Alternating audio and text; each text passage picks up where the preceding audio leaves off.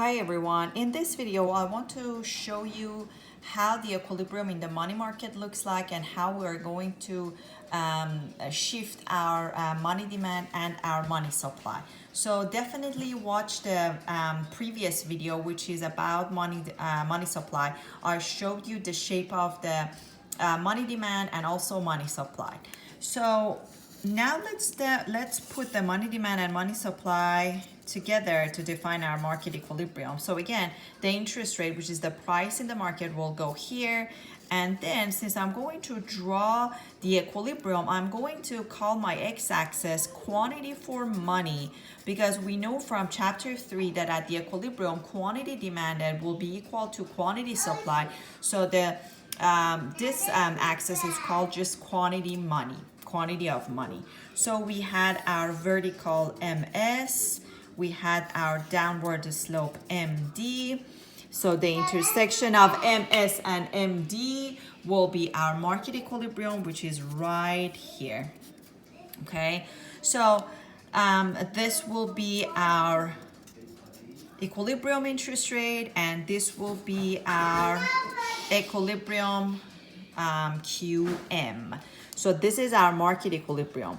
So let's say the Federal Reserve decides to increase the supply of money. We know that we're going to shift our supply to the right. So this is our original money supply. When we shift it to the right, we will have a new supply.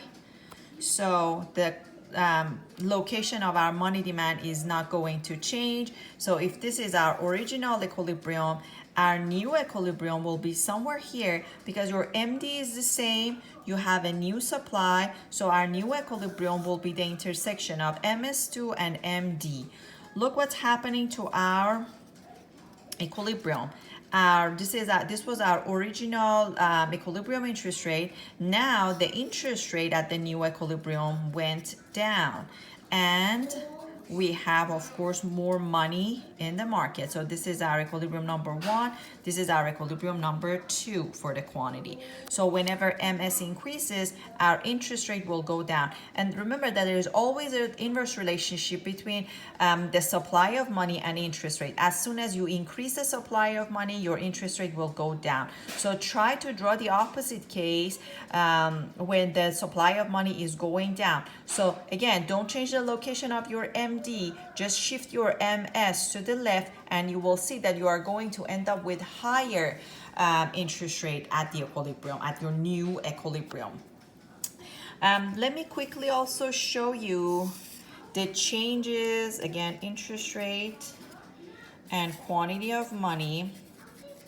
So our vertical MS, our downward slope MD. This time I'm going to shift our MD. Again, the intersection of MS and MD is our equilibrium. So this is our interest rate at the equilibrium. This is our QM at the equilibrium. So now let's say our MD is shifting to the right. Our demand for money is increasing, let's say because people have more money to spend, real GDP is going up. So real GDP from previous chapters, hopefully we remember, shows the total income of a country. So people have more income. So as a result, our MD is increasing. We have a rightward shift in demand, or demand for money is increasing because of the changes in the means of payment by the buyers.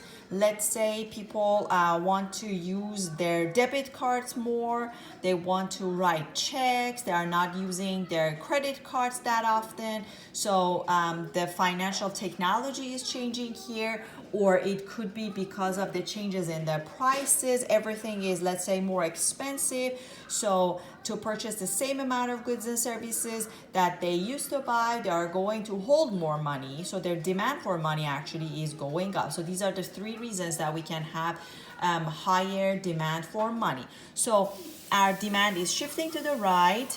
The supply is the same. We're not changing the supply. And by the way, we are not going to look at the complex cases where we change the demand and supply at the same time in this chapter. So that's the only thing that you need to know. When you are changing the demand, your supply is fixed, and when you are changing the supply, your demand is fixed. So we have a new equilibrium here. At the new equilibrium, our interest rate is going up. But as you can see, the quantity did not change, because again, the quantity is coming from the Federal Reserve. The Federal Reserve can control the quantity of money. The buyers, the consumers cannot control this quantity. That's why the quantity is not changing here.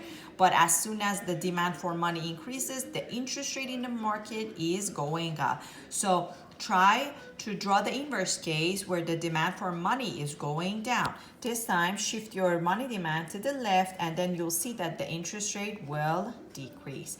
I hope that you find this video and the previous video that are kind of connected helpful.